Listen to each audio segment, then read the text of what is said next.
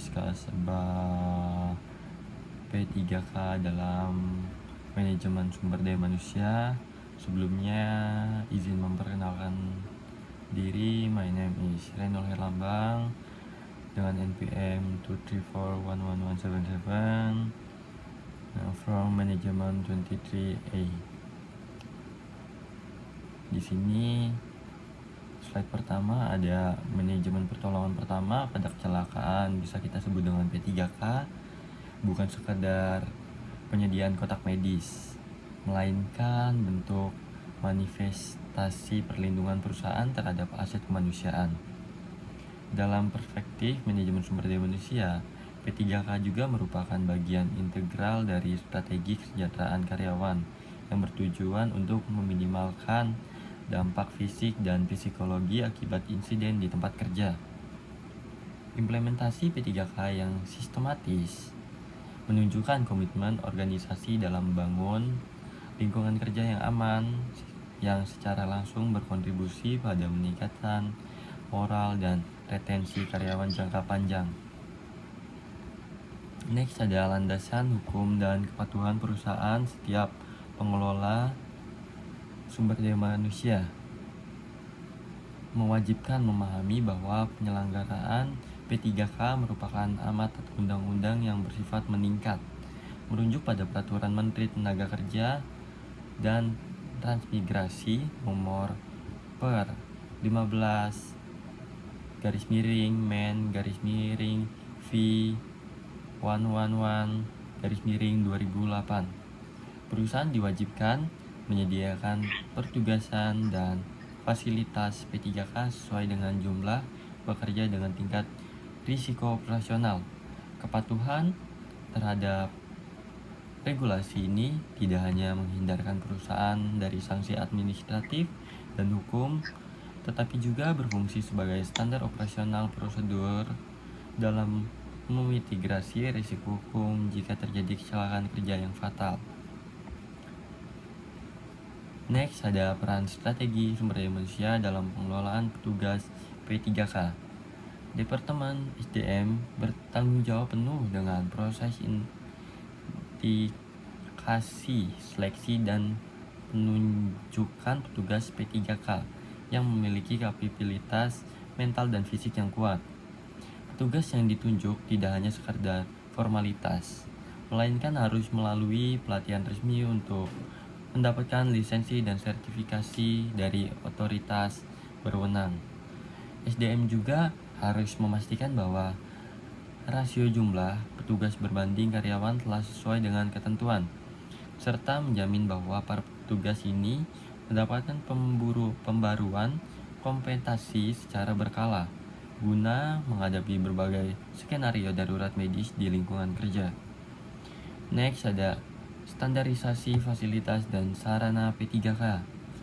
Manajemen fasilitas P3K merupakan tanggung jawab administratif SDM untuk memastikan ketersediaan alat bantu medis yang siap pakai di setiap titik risiko.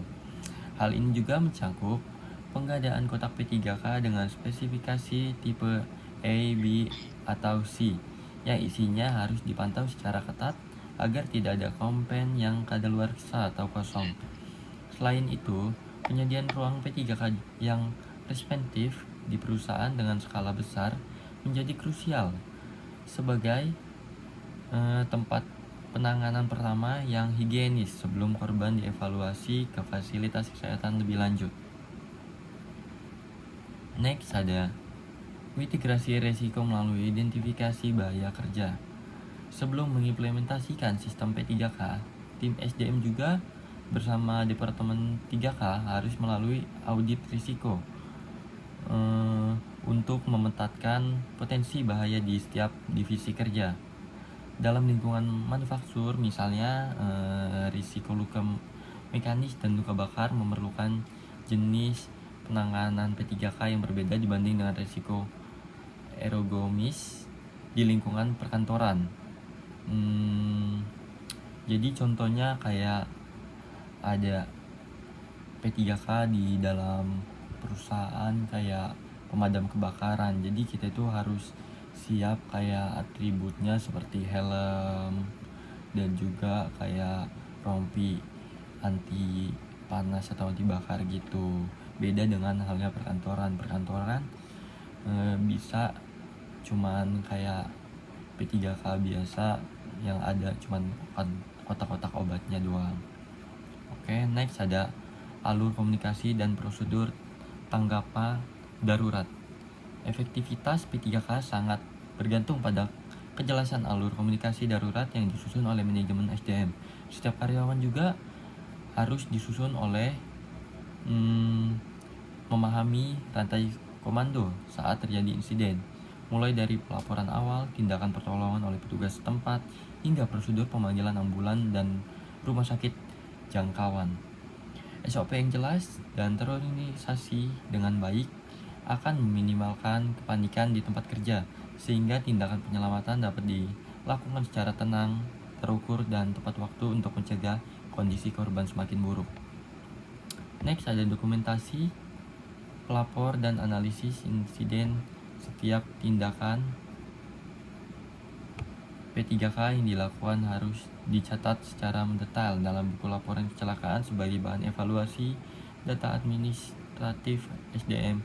Dokumentasi ini berfungsi sebagai dasar analisis untuk mengetahui pola kecelakaan kerja yang sering terjadi, sehingga pemahaman dapat mengambil langkah perfektif di masa depan. Selain itu juga catatan medis awal di petugas P3K sangat penting untuk mempermudah proses klaim asuransi atau BPJS ketenagakerjaan bagi karyawan yang bersangkutan, serta menjamin transparansi informasi bagi keluarga korban. Next, ada membangun budaya keselamatan atau safety culture. Kesuksesan manajemen P3K dalam jangkauan panjang terletak pada keberhasilan SDM menanamkan budaya keselamatan ke dalam pola pikir setiap individu di perusahaan melalui sosialisasi rutin dan simulasi tanggap darurat. P3K tidak lagi dipandang sebagai petugas medis semata, melainkan tanggung jawab seluruh karyawan.